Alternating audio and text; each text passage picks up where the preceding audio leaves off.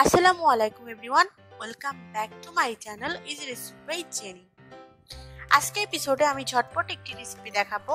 এটি বাচ্চাদের টিফিন হিসাবেও বেশ ভালো এবং বিকেলের নাস্তা হিসাবে এর কিন্তু কোনো জুড়ি নেই। এটি বানানো যতটা সহজ, খেতে কিন্তু খুব বেশি মজা। খুব সহজে ঝটপট বাসায় যদি মেহমান চলে আসে, মাত্র 10 মিনিটেরও কম সময়ে কিন্তু এটি আপনারা বানিয়ে দিতে পারবেন খুব ইজিলি। সব থেকে বড় কথা, বাড়িতে থাকা উপকরণ দিয়ে এটি তৈরি করা হয়েছে। আজকে এপিসোডে আমি আপনাদেরকে দেখাবো সুজি এবং ডিম দিয়ে তৈরি করা পিঠা। খুব ইজিলি আমি এটি তৈরি করে দেখাবো। তো চলুন আমরা রেসিপিতে চলে যাই।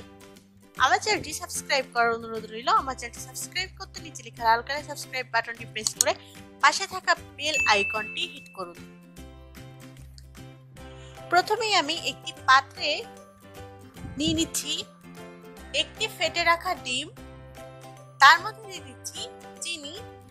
আমি চিনি হাফ কাপের একটু কম পরিমাণে দিয়ে দিলাম। চিনিটা খুব ভালো করে আমি মিক্সড করে নেব ডিমের সঙ্গে, যেন একদম চিনির কোনো দানা না থাকে, একদম পারফেক্টলি মিশে যায়। এবার আমি দিয়ে দিচ্ছি 1 কাপ পরিমাণে সুজি। আমি অল্প অল্প করে বারবার সুজিটা মিক্সড করে নেব আর ভালো করে হ্যান্ড হুইস্ক দিয়ে নাড়তে থাকবো।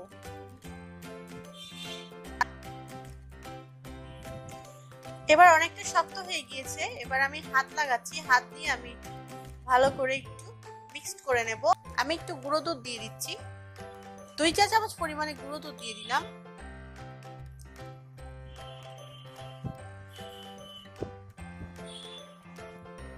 এবার এটিকে যদি পাতলা মনে হয়, আপনারা একটু সুজি মিক্সড করে দিতে পারেন। এবার আমি হাতটা ভালোভাবে পরিষ্কার করে নিয়ে তার মধ্যে একটু তেল লাগিয়ে নেব হাতে, তাহলে খুব ভালোভাবে এটি শেপ করা যাবে।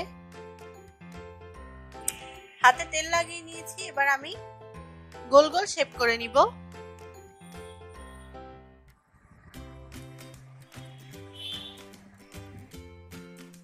পছন্দ মতো সুন্দর শেপ করে নিয়ে নিচ্ছি আমি। এরকম করে সম্পূর্ণটা আমি শেপ করে বানিয়ে নিব।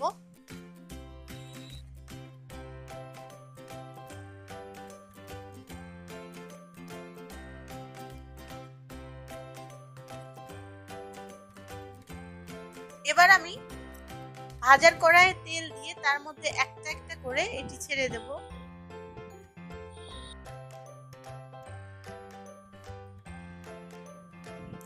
খুব তাড়াতাড়ি আমি আবার উল্টে দেব এবং চুলার আঁচটা কিন্তু লোতে থাকবে, কারণ খুব বেশি জোরে দিলে কিন্তু এটি বাইরে থেকে পুড়ে যাবে, কিন্তু ভেতরে কাঁচা থাকবে। আর যদি আস্তে দেওয়া যায় তাহলে ভেতর থেকে একদম ঠিকভাবে এটি সেদ্ধ হবে। এভাবে আমি সম্পূর্ণটা ভেজে নিচ্ছি।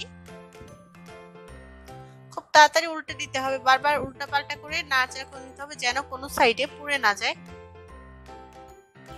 দেখুন কত তাড়াতাড়ি কালারটা কিন্তু চেঞ্জ হয়ে যাচ্ছে।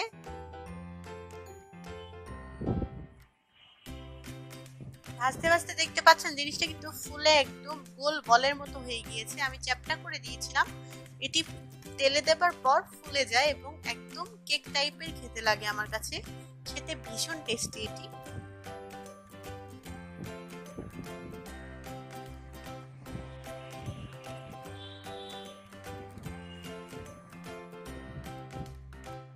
সবগুলোই ভাজা হয়ে গিয়েছে, আমি সবগুলো তুলে নিচ্ছি। এভাবে আমি প্রত্যেকটা পিঠা ভেজে নিব খুব ইজিলি ভাবে।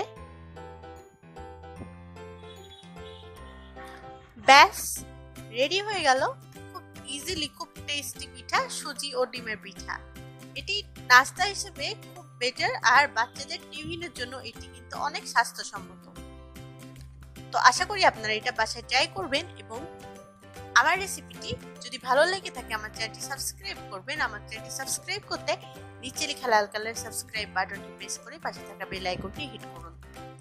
আজকের মতো বিদায় নিচ্ছি, আমি আবার ফিরে আসবো নতুন কোনো রান্না নিয়ে। সে পর্যন্ত সবাই ভালো থাকুন, সুস্থ থাকুন। আল্লাহ হাফেজ।